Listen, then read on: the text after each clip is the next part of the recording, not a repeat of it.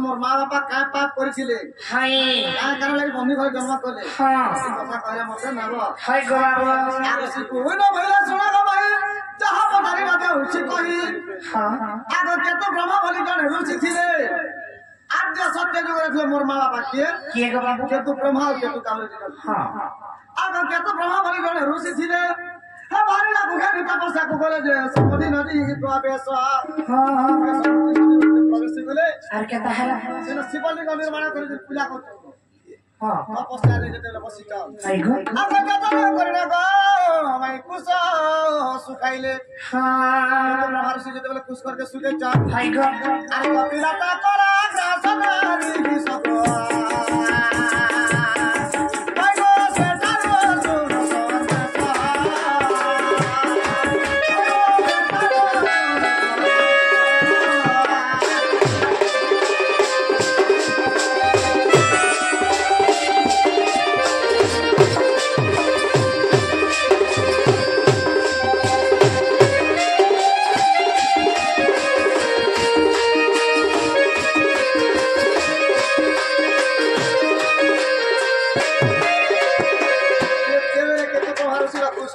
लगे खेली छन हाय गो केतु प्रभाव से काना कले का करे गो आबार मुझे बंधन करे का सुमा भी गाई देता हा देखिले केता हला इसे गाई ता को सब बिहिले केता बतिला गाई रमा के छो के गो बाबू बतिला गाई रमा होते सुमी गाई हां जेतो केतु प्रभाव भानु के मार गछन हां सुमी का बोले गो सुमा रुसी हे करी हाय और चास नारी याला सामान्य पुष्कली का खेला बांधे को मार दो हाय तो ते दिन दादा पर चुके कौन सा बांधे को मार दो भाई हां आगे गुरु सेवा करेगा मैं एक ना पाइंची हां आगे ते उच्च कहिला था मैं को थोड़ा सा मन रे थोड़ा सा मन रे राधा मैं को आगे ते उच्च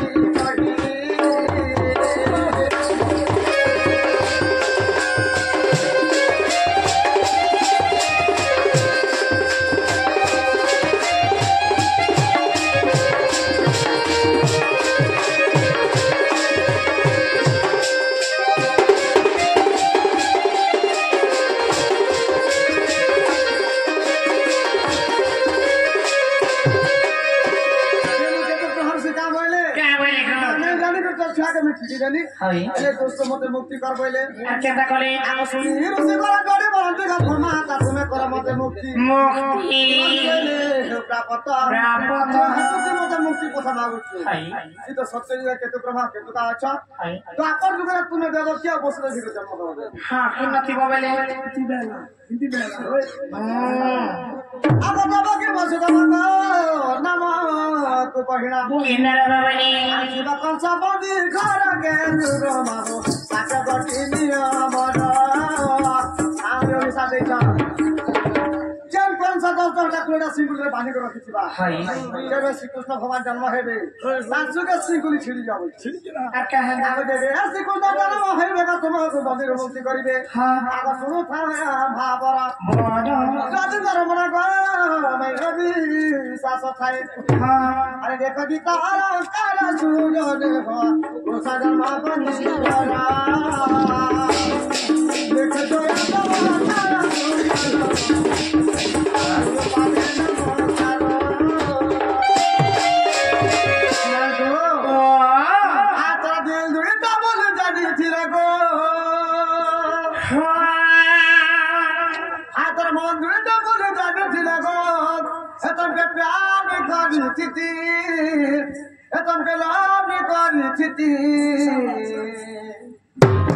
अरे हा हा हा तो क्या बोले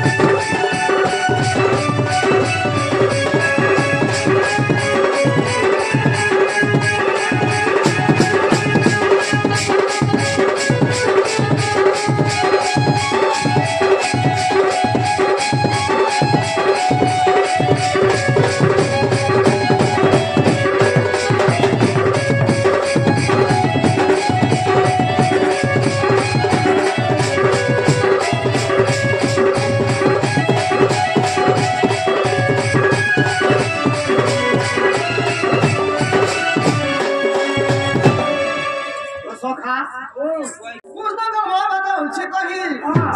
আগ মাসে ভাদ্রব অমিষ পক্ষে অজন সকাল মহান ছকে আগ দিগা পরিমল কুসুম মুষ্টি ভাদ্রব মাসের অমাবস্যা পক্ষ ছিল আর চারিদিকে অন্ধকার হয়েছিল আগ দিগা পরিমল কুসুম পুষ্টি আগ ঝট গজামিনী পরম সভা দিকে বর্ষা মধ্যে উঠলাম আগ ঝট গজামিনী পরম সভা গম গম করে দিবে হাজে মাই ঘর কবার দিন জানা পুরাণী মতরে কহিত মানি ঘর কবার আমার কাকলি সবে পুটি থাকে রবিবার দেখো রবিবার দিন জানা রবিবার দিন ছুটি ছিল সেদিন আগ শ্রী ধনিক মাই জন্মি আর গাজে মুনি দলে নামরা ভিকে গো কৃষ্ণ বলি মড নাম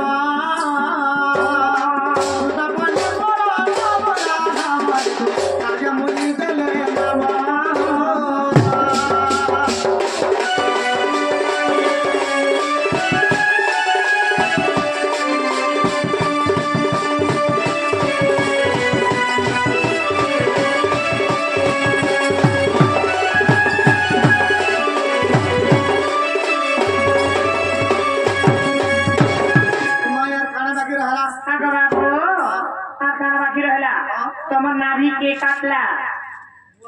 তোমাকে সিন্দুর পদর কে দেলা জরিমালা কে দেলা তুমি যেতে বেলে জন্ম হলো কেটে জন দেতা ছিলে কেটে জন দেতা ছিলি সেটা কথা কয়লা জ্ঞান বলো নাই আগ যেতে আবার জন্ম হইলি মাতা ম পড়ি যেত হই যেতেবেলে বাবু করে জন্ম হেলি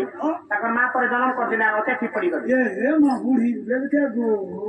3 দিন হলে চেত পাইছি তো কেনসে ধরা है মতে আগো গো এ ধরলা বলে চরমকে কে ধরলা আর কার গ্রহ দিল আগ যেতে আবার জন্ম হইলি মাতা ম পড়ি যেত হই আগে বসুদা কুল করে যাই যাই বলা মামতে বসুমতা খা ধরছিল হ্যাঁ আগে বসুদা কুল করে যাই আগ ধরি বারু যে ধরতি নাম মতে জনে কেনে গমাই হ্যাঁ সমস্ত ধরতে মই তা না হলা ভারতজি আগ ধরি বারু যে ধরতি নাম ধরু বাবু বিহারা জনম জন্ম মতে দেলে কিরা দাদা ঠিকে গো গাই হটে সত বর্ণ